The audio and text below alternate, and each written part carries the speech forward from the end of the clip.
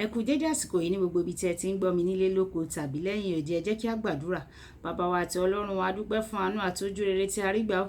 A dúpẹ́ fún ààbò àwọ̀ àti ojú rere tí ó bò wá mọ́lẹ̀. A dúpẹ́ fún àánú tó tayọ, àánú bí iyanrìn etí òkun tí à ń gbà ní ojoojúmọ́ ní ìgbà gbogbo ní àsìkò gbogbo. Ògo ni fún orúkọ yín o bàbá. A dúpẹ́, ẹ jẹ́ kí a rí èní ọjọ́ àìkú. A sì gbàdúrà wípé àìkú baálẹ̀ ọrọ̀ ẹ̀yin Olúwa yóò fi jogún fún wa, àti wípé ní gbogbo ọ̀nà wa gbogbo iye yóò jẹ́ tiwa o. Ọ̀rọ̀ tí a ò sì gbọ́ lẹ́ni yóò ṣọkàn àti ara wa ní rere, tó tí a gbàdúrà ní orúkọ Jésù Olúwa wa. Àmín àmín ní orúkọ Jésù. Ìwé ọ̀run ṣíṣí tí a ti ọwọ́ olùṣọ́ àgùntàn Enoch Adeboye kọ. Ení ọjọ́ àìkú ọjọ́ kọkànlá oṣù kẹfà. Ení ọjọ́ àìkú ọjọ́ kọkànlá oṣù kẹfà. Àkòrí tí a ó gbéyẹ̀wò sọ wípé nígbà tí Ọlọ́run bá pè ọ́, apá kìíní.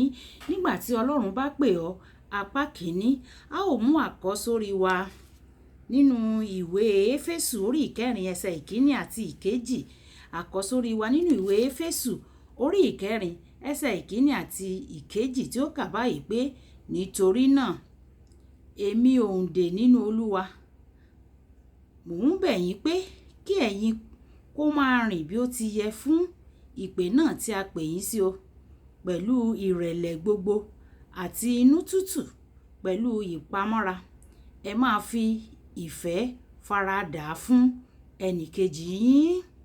Nígbà tí a ó mú bíbélì kíkà wa nínú ìwé Pétérù kejì orí ìkíní ẹsẹ̀ ìkíní títí dé ẹsẹ̀ ìkọkànlá.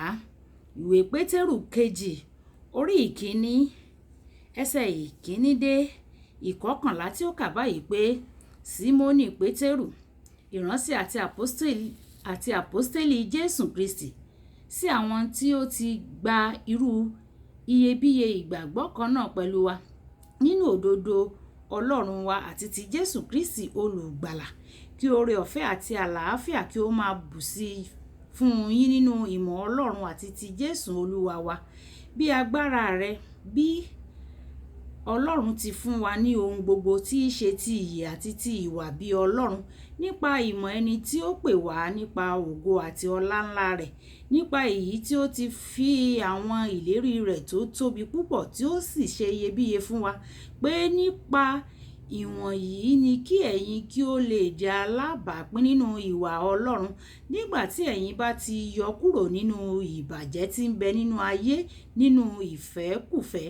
Àti nínú èyí náà pàápàá ẹ máa ṣe àìsinmi gbogbo. Ẹ fi ìwà rere kún ìgbàgbọ́, àti ìmọ̀ kún ìwà rere, àti àìrékọjá kún ìwà ìmọ̀, àti sùúrù kún àìrékọjá, àti ìwà bí Ọlọ́run kún sùúrù, àti ìfẹ́ ọmọlàkejì kún ìwà bí Ọlọ́run, àti ìfẹ́ ni kún ìfẹ́ ọmọlàkejì. Nítorí bí ẹ̀yin bá ní nǹkan wọ̀nyí tí wọ́n bá sì pọ̀, wọn kì yóò jẹ́ kí ẹ ṣe ọ̀lẹ tàbí aláìléso nínú ìmọ̀ Olúwa wa Jésù Kristi. Nítorí ẹni tí ó bá ṣe aláìní nǹkan wọ̀nyí, ó fọ́jú, kò lè ríran ní òkèèrè, ó sì ti gbàgbé pé a ti wẹ òun nù kúrò nínú ẹ̀jẹ̀ rẹ̀ àtijọ́. Nítorí náà ará, ẹ túbọ̀ máa ṣe àìsinmi láti sọ ìpè àti yíyàn yín di dájúdájú. Nítorí bí ènìyàn bá ń ṣe nǹkan wọ̀nyí, èyí kì yóò kọsẹ̀ láéláé. Ẹ̀yin kì yóò kọsẹ̀ láéláé. Nítorí báyìí ni a pèsè fún yín lọ́pọ̀lọpọ̀ láti wọ ìjọba àìnípẹ̀kun ti Olúwa àti olùgbàlà wa Jésù Kristi. Kí Olúwa kí ó bùkún kíkà àti gbígbọ́ ọ̀rọ̀ rẹ̀. Wàyí ẹ tẹ́tí bẹ̀lẹ̀ jẹ́ láti gbọ́ ohun tí olùṣọ́ àgùntàn Enoch Adeboye ní fún wa ní ẹni ọjọ́ àìkú ọjọ́ kọkànlá oṣù kẹfà. Ìpè láti ọ̀dọ̀ Ọlọ́run wá jẹ́ ìpè sí Ọlọ́run. Ọ̀pọ̀ ènìyàn rò pé tí Ọlọ́run bá pè wọ́n, ìpè fún nǹkan kan ni, tó sì jẹ́ pé ìpè sí Ọlọ́run ni o. Tó bá pè ọ́, ó sọ pé, sún mọ́ mi. Nínú Máàkù orí ìkẹta ẹsẹ̀ ìkẹrìnlá, Bíbélì wí pé ìdí àkọ́kọ́ tó fi ń pe àwọn ọmọ ẹ̀yìn ni kí wọ́n lè wà pẹ̀lú rẹ̀. Ọ̀nà méjì ni ìpè Ọlọ́run. Àkọ́kọ́, ó lè pè ọ́ láti kúrò nínú ẹ̀ṣẹ̀ rẹ tàbí kúrò nínú ìjọba òkùnkùn wá sínú ìmọ́lẹ̀. Èyí ni ìpè rẹ̀ nínú Mátíù orí ìkọkànlá ẹsẹ̀ ìkejìdínlọ́gbọ̀n. Ẹ wá sọ́dọ̀ mi gbogbo ẹ̀yin tí ń ṣiṣẹ́ tí a di ẹrù wíwo lé lórí, èmi yóò sì fún yín ní ìsinmi. Ẹ máa dojúkọ ìpè àkọ́kọ́ yìí lónìí. Èyí ni ìpè àkọ́kọ́ tí a máa dojúkọ ìpè àkọ́kọ́ yìí lénìí. Èyí ni ìpè àkọ́kọ́ tí ènìyàn máa gbọ́ tó bá wà nínú ìsìn tó ń gbọ́ tí oníwàásù ń fi ìpè sí ìta láti orí pẹpẹ. Ọlọ́run gangan ló ń pe ẹlẹ́ṣẹ̀ láti fi ọ̀nà ẹ̀ṣẹ̀ wọn sílẹ̀ kí wọ́n sì wá sí ọ̀dọ̀ rẹ̀. Ọkùnrin ògbólógbòó kan wà tó gbé ẹnìkan wá sí ṣọ́ọ̀ṣì pẹ̀lú alùpùpù rẹ̀. Ó dúró fún ìgbà díẹ̀ níwájú ṣọ́ọ̀ṣì. Ó gbọ́ ìwàásù. Nígbà tí ìpè wá láti orí pẹpẹ, ó wò ó pé kóun fi ayé òun fún Kristi, ṣùgbọ́n ó tún yí padà sí i. Ó sì tẹná mọ́lẹ̀ pẹ̀lú àbámọ̀. Ó ní ìjàmbá tó mú ẹ̀mí rẹ̀ lọ lọ́jọ́ yẹn o. Tó bá jẹ́ pé ó gbọ́ ìpè orí pẹpẹ ni, tó bá tiẹ̀ kú, kò bá ṣeé ṣe fún un láti dé ìjọba ọ̀run. Ìpè Ọlọ́run sí ìgbàlà wà fún gbogbo ènìyàn.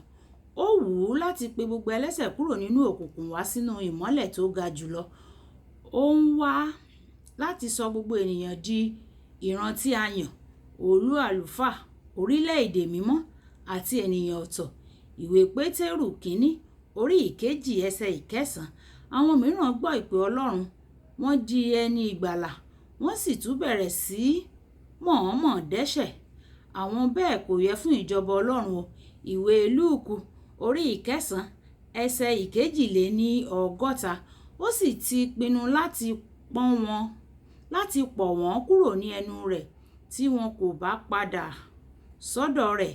Ìwé Ìfihàn orí ìkẹta ẹsẹ̀ ìkẹrìndínlógún.